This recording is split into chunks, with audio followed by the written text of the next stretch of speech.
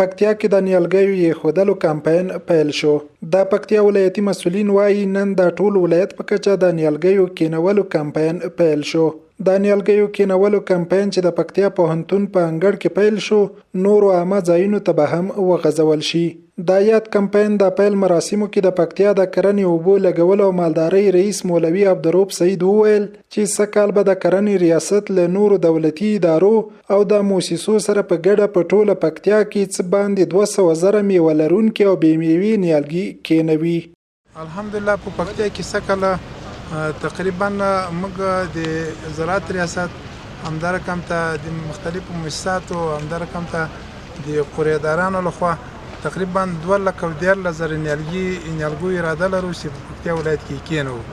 او انشاءالله شروع یې سوې ده، اخره پورې به دغه ټول تکمیلیږي چې په دې کې میوه لرونکي هم دي او غیر میوه لرونکي هم دي. او د ځنګلاتو په بخش کې تقریبا په سلو کې 95% د ځنګلاتو مخنیوی سوی ده. د ځنګلاتو دپاره شنه قطعه جوړه سوې ده. د شنې قطعې تر څنګ د موږ ریاست مربوط د ځنګلاتو مدیرانو په ټولو ولسوالیو کې هلې ځلې شروع کړي دي. نو تر خپل وسه پورې موږ پرت خواري کړې ده چې د دوی مخه ونیسو. په ورته وخت کې د پکتیا ولایت مرستیال والی انعام الله صلاح الدین د نیالګیو کینولو کمپاین کې بیا له خلکو وغوښتل چې د نیالګیو ساتنې او پالنې برخه کې د اړوندو ادارو سره همکاري وکړي. هغه وویل چې د نیالګیو له کینولو وروسته یې اوبه کول د دولتي ادارو په غاړه ده، خو عام خلک دې د حیواناتو او نیالګیو د ماتولو او ضایع کېدو مخه ونیسي. شروالي او د پنتون په ساته باندې پوهنځي چې هغه به نظر جوړوي، د ریاستونو به تطبیقوي د نظام په سطح باندې، د رعیت په سطح باندې ملک، قومي مشر، عالم، د کور مشر په دې مکلف ده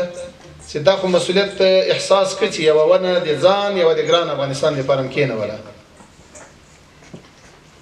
نو د دې حفاظت، د دې ساتنه، د دې پرورش په خلکو کې دغه روحیه راژوندی کول چې دا د موږ ته د کامیابي د طریقې لار ده. زه دا عقیده او ایمان لرم که هر سړی دغه ته اوس تقریبا موږ تاسو ډېر کسان ناست یو، د پوهنتون کې 8,000 نفره دي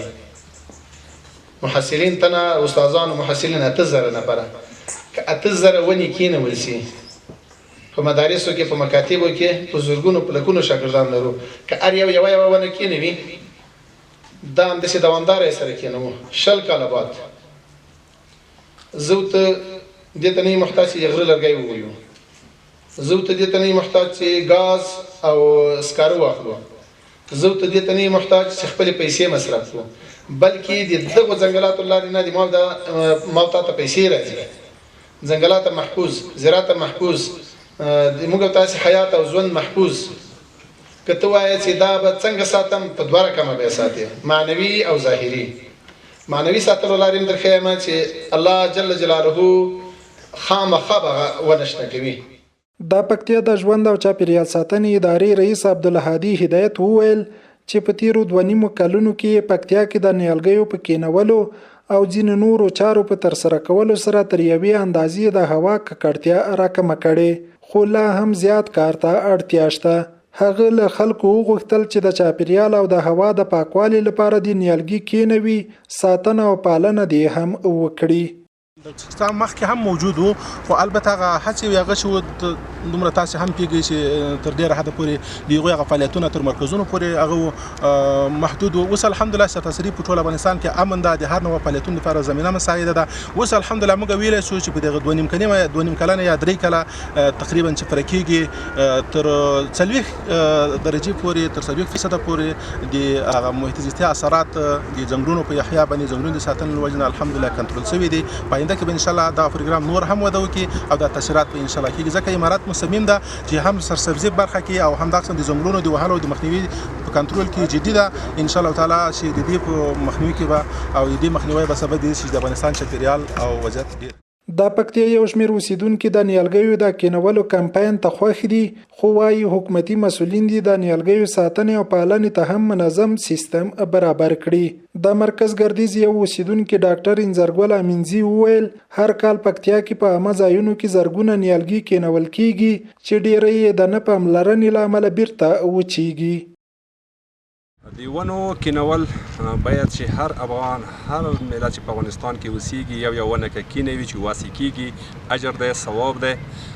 صدقه جاریه دی خو دا چې ونې کینول په څنګ کې د ونو ساتل ډېر مهم دي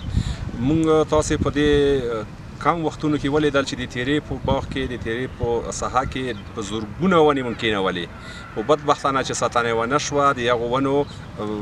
ټوله ختم شوي وچې شوي په همداسې د ځنګلونو ساتنه ضرور دی چې په منطقو کې ځنګلونه وساتلی شي اشناونه دی د دې انسان دپاره یې فایده ده چې اکسیجن تولیدوي او په شپې طرفه کاربن ډای اکساید خوري نو دا ضرور دی د ونو دپاره ساتنه ضرور دی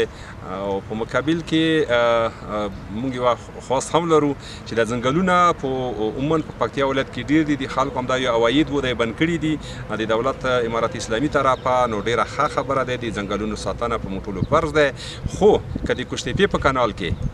دا غریب ولس ته یو څه حساب ورکړي هغه ځمکه کې نو د خلکو هم ته نه مستفید یو بدیل بیا هم دا ډېر ښه بدیل وي انشاءالله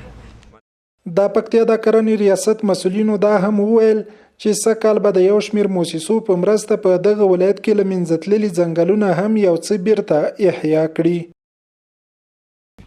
پژواک خبري اژانس د پیښو رښتینې هنداره